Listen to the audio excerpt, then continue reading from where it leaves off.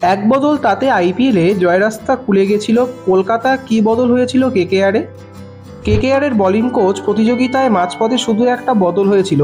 হ্যাঁ বন্ধু, আজকে এই ভিডিওতে ফটাফট দেখে নেব গত বছর আইপিএল 2024 কেকেআরে কেমন করে ঐতিহাসিক আইপিএল 2024 খেতাব জিতলো।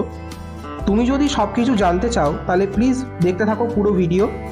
কেকেআরের ডায়েট ফান হলে ভিডিওটাকে মন দিয়ে করে দাও একটা লাইক। এইভাবে আইপিএল 2024-এর অকশানে কেকেআরের ভারতীয় টিম সংক্রান্ত ভিডিও পাওয়ার জন্য A to Z সমস্ত ভিডিও পাওয়ার জন্য চ্যানেলটাকে সাবস্ক্রাইব করো তোমরা। প্রতিযোগিতার মাঝে গুরুত্বপূর্ণ বৈঠক ভারত অরুণ, তাতে বদলে গেছিল কলকাতা নাইট রাইডার্সের বোলাররা। কেকেআরের বোলিং কোচ জানালেন শুধু একটা বদল করেছিলেন তিনি সেই সময়, তাতেই জয়ের ঠিকানা লেখা ছিল বলে মনে করেন অরুণ ভারত। ইডেনে পঞ্চম ক্রিজের বিরুদ্ধে 261 রান তুলেও হারতে হয়েছিল কলকাতা নাইট রাইডার্সদের। পঞ্চম ক্রিজের বিরুদ্ধে সেই হার নাড়িয়ে দিয়েছিল গোটা দলকে।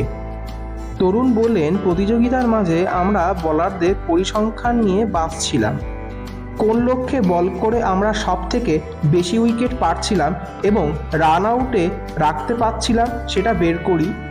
মজার ব্যাপারটা দেখতে পারলাম, সেই লক্ষ্যে আমরা বল করে সাফল্যও পেয়েছি এবং সেই লক্ষ্যে আমরা বল করে আবার ছক্কাও মেরেছি ব্যাটিং অর্ডারে।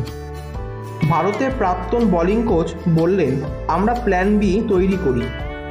অফ স্ট্যাম্পের বাইরে বল গেলে ব্যাটাররা মেরে দিচ্ছে, সেই কারণে আমরা অফ স্ট্যাম্পে বল করার সাথে স্ট্যাম্পে লক্ষ্য করে বল মারার শুরু করি।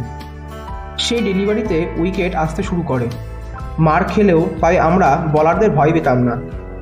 আমাদের পরিকল্পনা ছিল যে উইকেটের স্ট্যাম্পে লক্ষ্য করে আমরা বল করতাম। এই কারণে আমাদের মনে হয় বোলিং অর্ডারে অনেক মজবুত হয়েছে। আইপিএল শুরুতেই মিচেল স্টার্ক প্রতি ম্যাচে 40 রান করে দিচ্ছিলেন। প্রথম কোয়ালিফাই এবং ফাইনাল ম্যাচে সেরা হন তিনি। তরুণ বললেন, আমাদের দলে 6 জন বোলার তৈরি ছিল পুরো 4 ওভার খেলার জন্য। ওপেনারের উপর নির্ভর করত কাকে দিয়ে সে বল করবে। বড় নামের পিছনে আমরা দৌড়াইনি। ওই দিন আমরা যে ভালো বল করতে পারবে তাকে আমরা 4 ওভার খেলাবো, সেটাই আমরা সিদ্ধান্ত নিয়েছিলাম। এই কারণে আমাদের মনে হয় এই খেলায় আমরা বিজয়ী হয়েছি।